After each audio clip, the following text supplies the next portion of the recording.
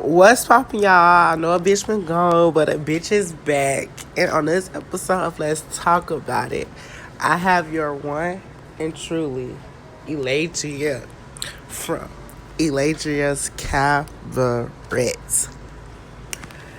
Now, as we welcome her to the stage, let's hear what the fuck she has to say. What up? It's the baddest bitch checking in. What up, ho? EC gang in this motherfucking bitch. Shout out to my real bitches and shout out to my real niggas in the motherfucking building tuning in right motherfucking now. We got Eladria's Cabaret to talk about that with Miss Jazzy, so let's go ahead and get into some things. So, girl, I know from season 1 and season 2, it has been a lot of stuff going on. But let's start with your first question. And what inspired you to do a cabaret or do something like this? So, what inspired me to start a cabaret was because I did a Bad Girls Club season where I was like actually, it's my first time being filmed in the season. So after we wrapped up filming and stuff, I was friends with one of the producers and she took me in to work at one of her strip clubs once I bought AP. So when I bought AP, I was like new to all of this shit. I was like, ooh, you can see titties, you can see assholes, and you can see pussies, just all the shit that you can see in real life, but you gotta pay a subscription to see that shit in a motherfucking game. So when I got introduced to that shit, she took me in her club. I was working for her. Her name was Catsy, some shit like that. I'm gonna call her Cat Yeast Infection, because the bitch was really jealous of me. I'm gonna tell y'all how though.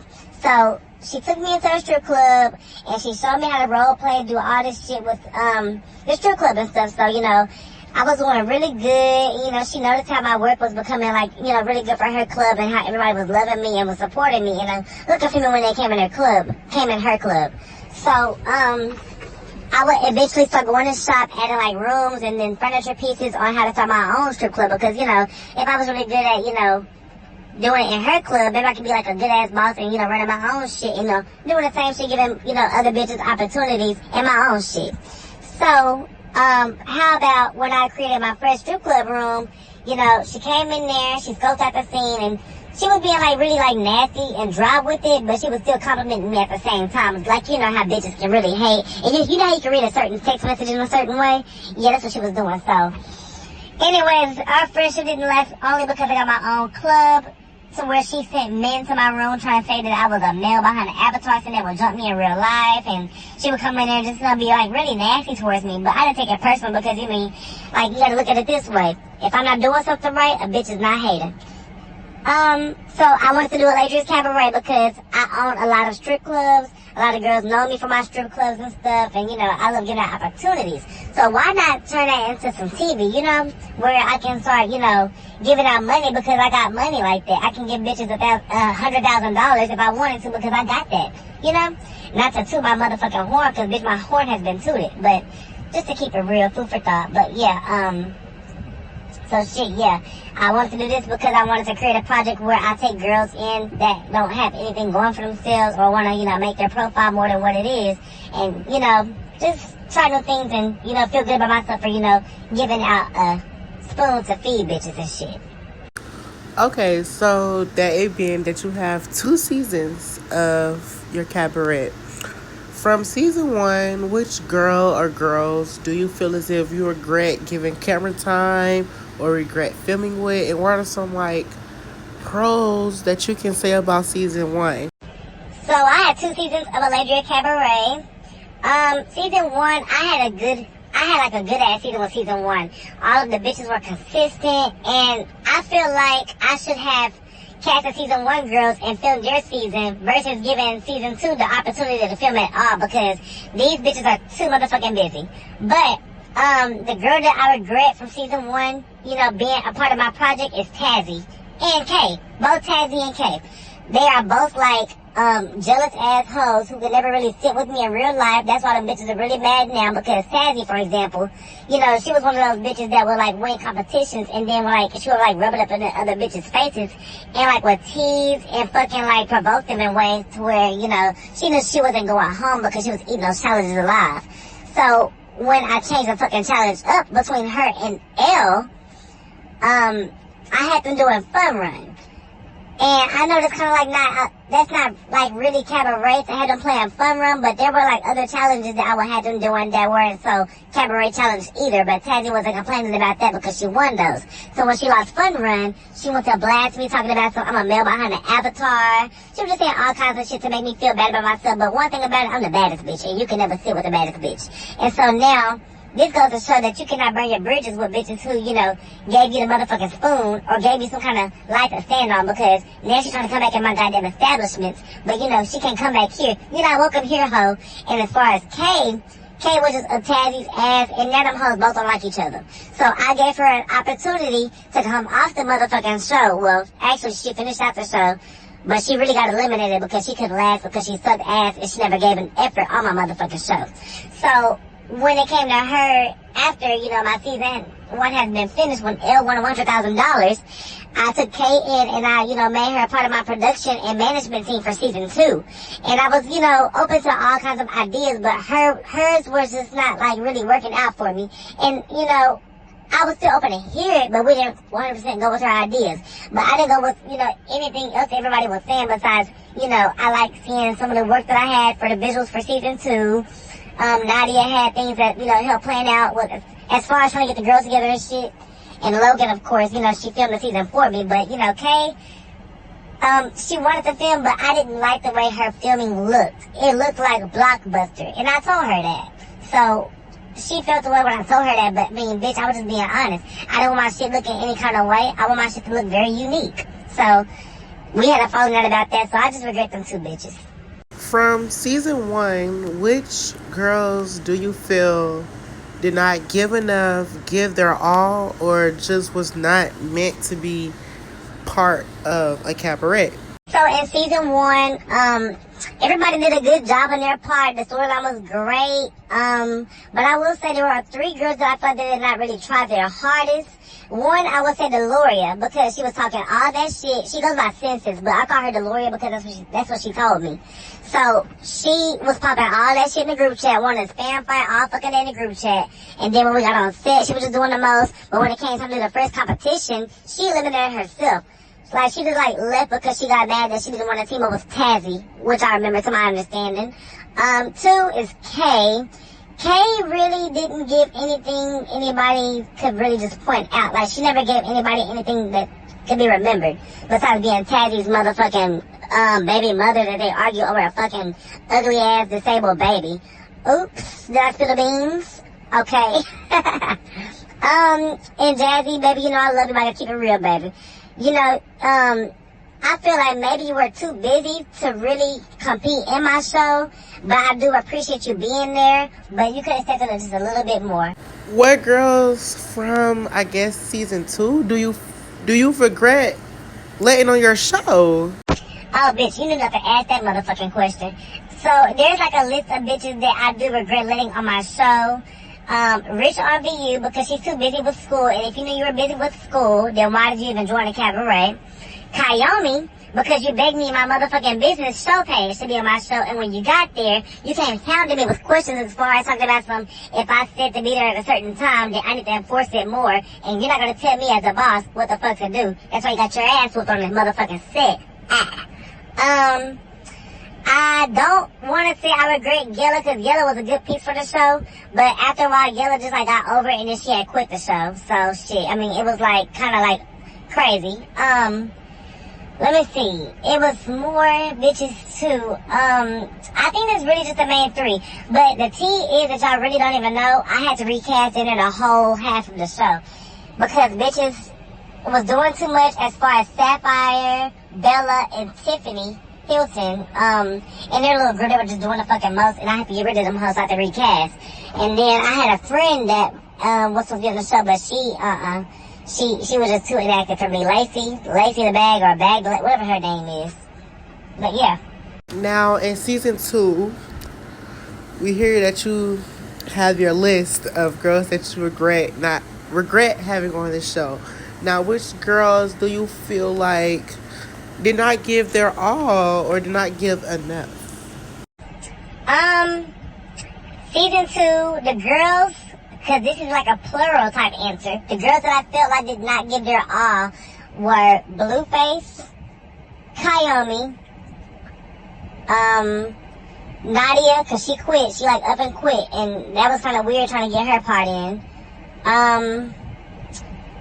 I think that's really it, just those three, because bitches kept wanting to drop out of the fucking show, and we had to figure out how to make them a motherfucking outro.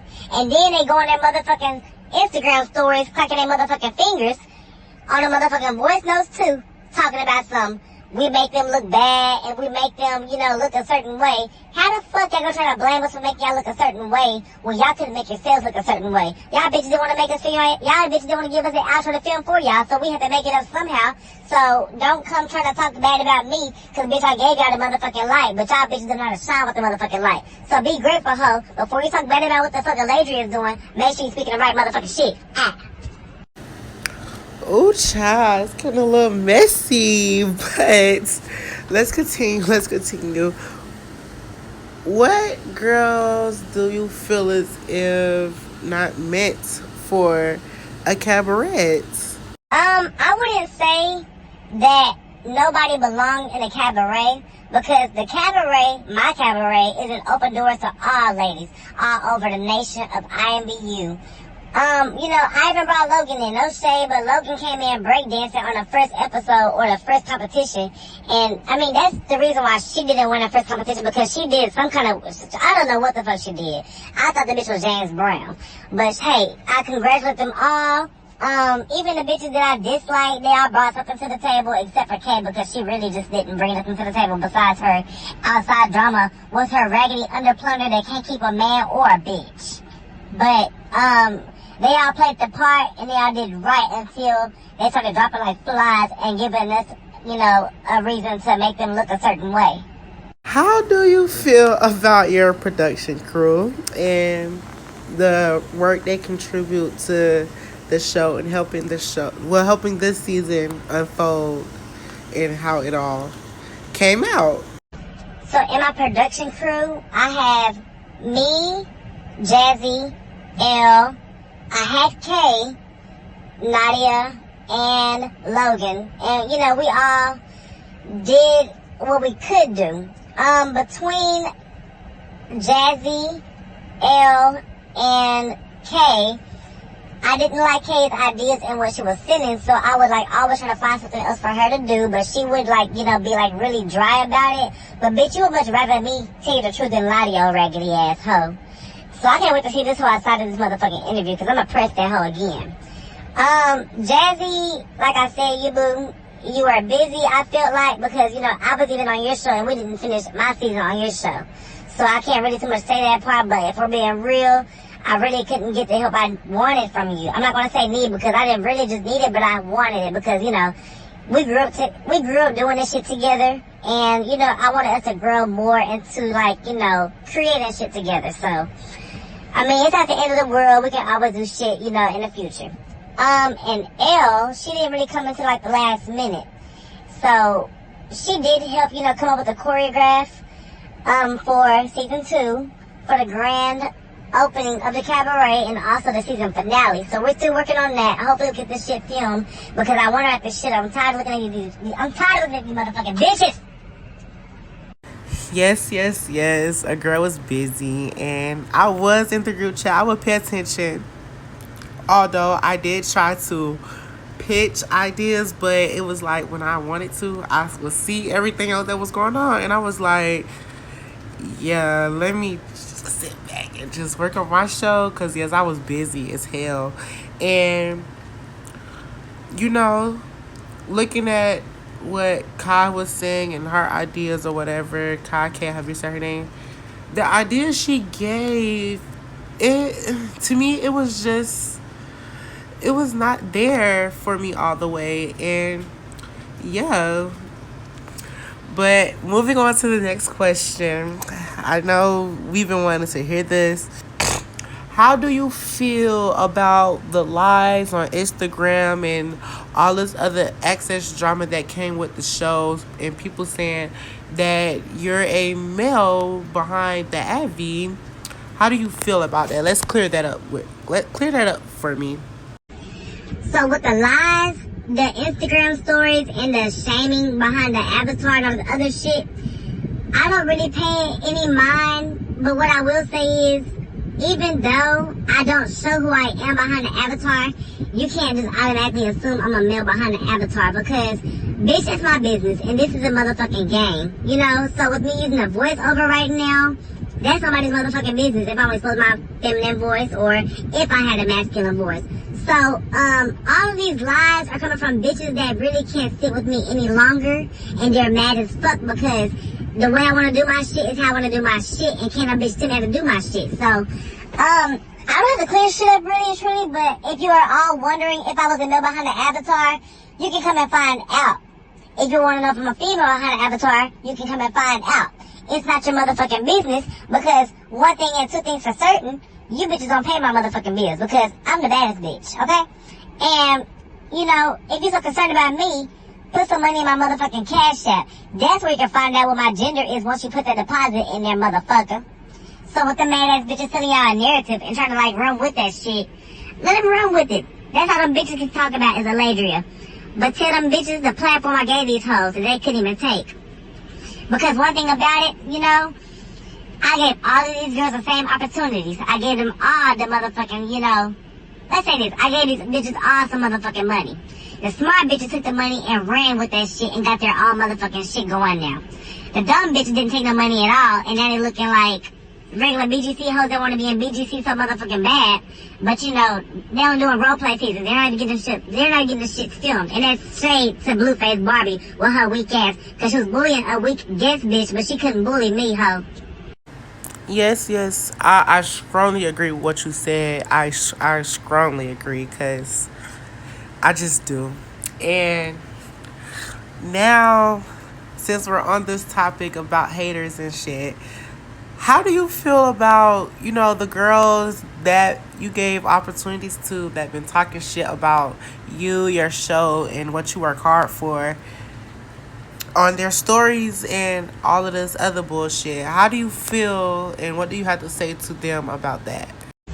Let me tell you something about the bitches that try me, okay? There are bitches that haven't tried me on the show that are trying me while they're off the show and got me blocked. Blueface Barbie, Kayomi, y'all popping all of this shit in y'all stories where I can't see it, where I have other people coming to tell me what the fuck y'all are saying. And that just goes to show you bitches can't face me, and y'all bitches are really motherfucking mad. Why y'all hoes so motherfucking mad that I gave y'all motherfucking opportunity? You bitches didn't know how to motherfucking get wrong with that shit. And Blueface Barbie, out of all motherfucking people, I would have thought you would have understood how to be in a motherfucking show. Cause bitch, you sit in motherfucking Baggers Club rooms all motherfucking day, role playing. The shit ought to be getting filmed. Nobody know about you, hoe. You nerd. You the only AP bitch in the room with a name registration. Going off on bitches that still got guests in front of their name thinking you the baddest bitch. But when I stepped in there and I called you out, you ain't shit to say. So I put you on this show to get you a taste of your own medicine. So when she got on a show like my motherfucking show and she got filmed, the bitch got social anxiety, or she had an anxiety attack or something all of a sudden. She could take the motherfucking heat, but she could ditch with other bitches outside of the motherfucking show. So when I gave her a taste of her own motherfucking medicine, she wanna start going up on me. Don't get me wrong, I made a comment or two about something that provoked her. I wanted my story, my damn self, and I said something to her. But it was all for shits and giggles. But she took it so fucking seriously, because I forgot the bitch got motherfucking shell shot. Or, you know that shit them army men be having when they be shaking in the bed like seizures and shit? The bitch got shell shot when she seen what I said, and she wanna go off and start calling me a man behind the avatar. No, the bitch ain't never seen me in real motherfucking life. Bitches got so much to motherfucking say, and they can't really say what the fuck I did for these hoes. So bitch, you can go ahead and die, hoe. Okay, that was a lot. I mean, a lot of hot ass tea. And girl, you is petty, you is petty, you is petty, and I love it. And I would like to say, here's your opportunity to say what you would like to say for the girls that has you blocked and you can't really say what you want to say and get a response. And here's an opportunity for you to at least say what you want to say to them. So let's see what you got to say. So I will go ahead and say this as well. I'm not innocent myself. I may have a few words to say about my own goddamn show, about the bitches that are in my show. you know, I might go and say my own little shit. You know, they can do it too. But don't get mad and go block me and then talk all that shit and then bitches come and tell me what you say. Because I'ma always find out, ho. And that goes to show too, the same bitches that was popping that shit on their Instagram stories talking about me, this is y'all's opportunity to come to the motherfucking show to talk live. But y'all bitches scared because y'all know it's gonna pop up talking that shit on the motherfucking phone. Y'all couldn't even show up and talk about this shit in person.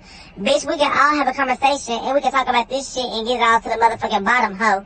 Kayomi, I'm calling you out. Yella, I'm calling you out. Blueface, I'm calling you out. And Kay, bitch, I'm calling you out too. We can all sit there like motherfucking grown women and fight like grown men, bitches. Let's see what the motherfucking problem is.